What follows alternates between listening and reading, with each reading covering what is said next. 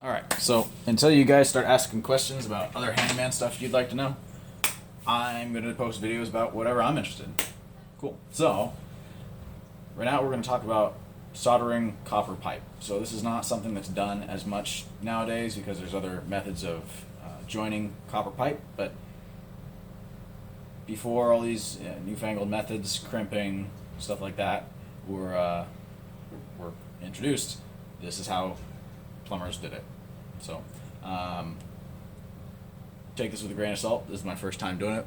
Just done a lot of internet research and watching people doing it. So, the basics, though, are so you have to cut a piece of copper pipe. This is a reed cutter.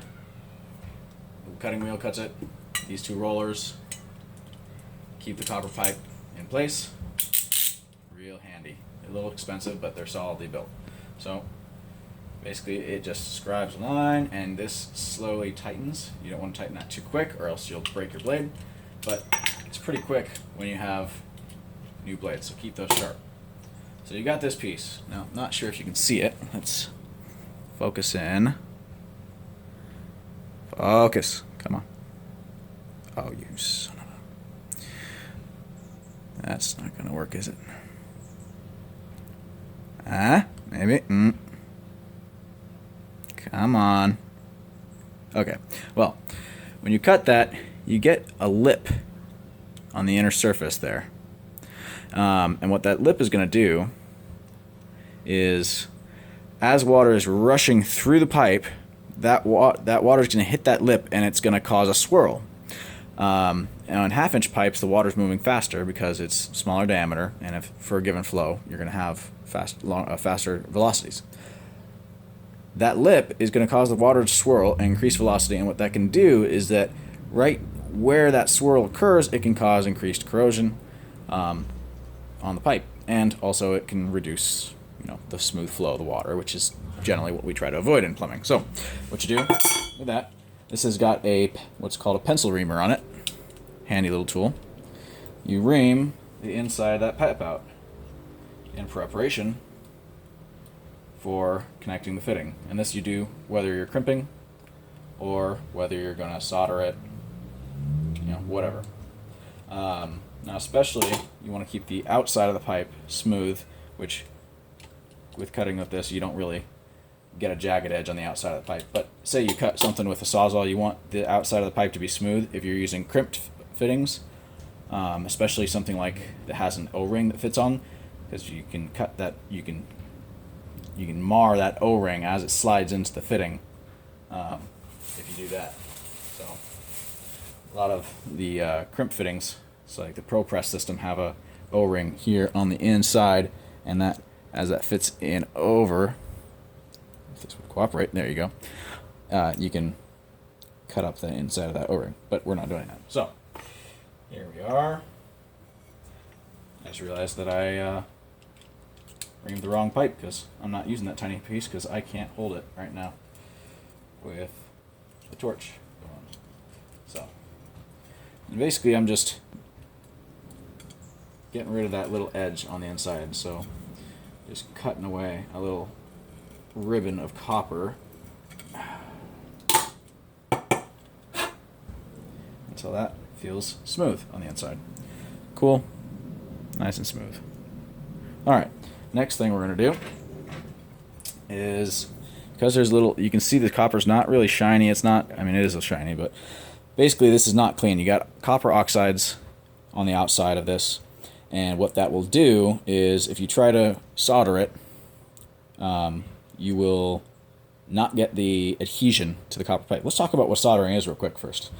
Basically, soldering is using a solder. So usually it's tin with some other metals in it. I think this one has a little bit of silver and copper in it, that melts at a pretty low temperature to basically fill the seam in a fitting here. So what you do is you heat this up. Well, first off, you clean this, you apply flux to it. I'll get to that later. You slip this on there, heat it up, and then once it's at the right temperature, you basically just touch this to that, You want to get the right amount. I believe it's about 1/4 inch of solder, and then that will actually seep into the joint through what is the word? It kind of wicks itself into the joint. Oh, there's a word for it. Capillary action. Capillary action. There we go. So, because the joint surfaces are really small and the adhesion of the lead, because of the flux helps it, or not lead, the tin. Basically, the solder just sucks right in there and fills the joint, and then cools and seals the joint. And it's a pretty good, solid joint, as long as it's done right. And then you go. You let it cool, and then there you are. So, I'm going to see if I can get this before my battery runs out. So, first step, clean off the oxide layer on the copper. Make sure your copper is clean.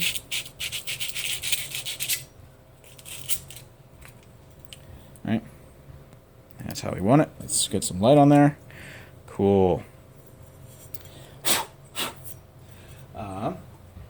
Clean the inside. Actually, for this part, that's not as important, because that's not going to be in contact with the joint. So you want to clean the inside of the fitting, because that is going to be in contact with the outside of the pipe here, where the solder is going to be.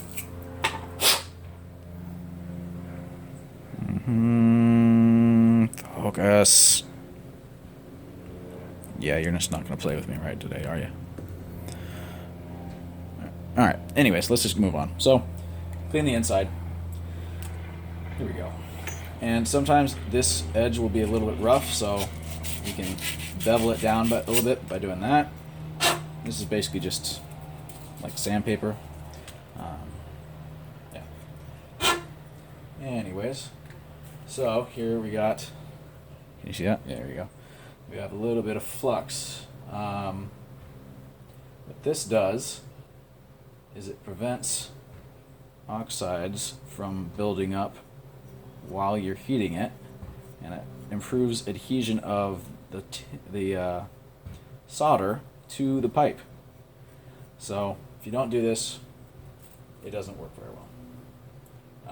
I should probably do a little more research on that, because I'd like to be able to explain that a little bit better than I just did.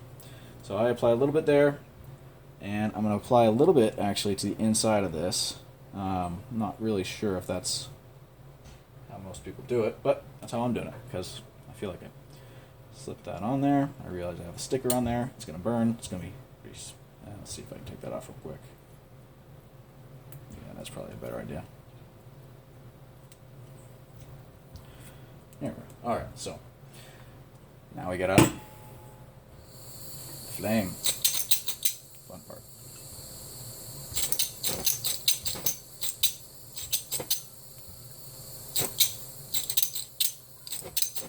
Come on. Oh, this is the propane torch that doesn't like the light. Let's get this one out. This is the one I just got. For whatever reason, there's some issue with that the fuel to air mix doesn't work very well. Alright, so heat this up.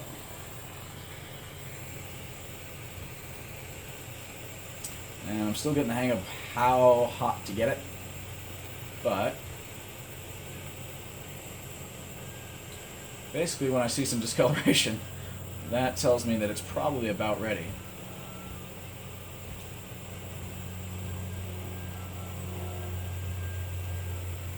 There we are.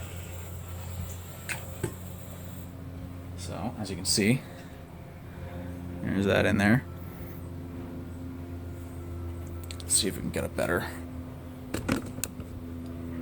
Hold, please. Take the camera out of its mount. Alright, let's take a look at this. Focus. Alright, here we are. You can see the solder is filled the joint all the way around. A little bit of discoloration. Now the interesting thing is that flux is also corrosive. And look at the inside. Nice. So I didn't use too much solder. It didn't seep out the inside. You can see rolling it all the way around. That's good. All right. So now you can see it's a little bit cleaner. I took a wet paper towel and wiped it up. I just wanted to clean that flux off. So the flux, if you leave it on there, can leave this kind of grody green oxide, copper oxide residue because it is quite acidic, and it actually will cause the outer surface of the copper to corrode a bit. Not sure if that is if that causes enough, if that continues, and if it's going to cause any long-term issues, but I'd rather just clean it up anyways. So there we are, and so that's a copper soldered joint. Takes a little bit longer, but it's good to use, good to know how to do.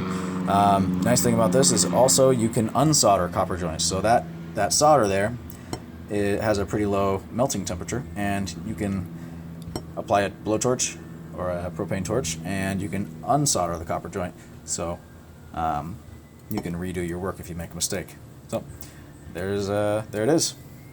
Go ahead and send any comments, questions, and for God's sakes, ask me some damn questions so I can make some more interesting videos, or I'll just bore you to death. All right, later. Bye.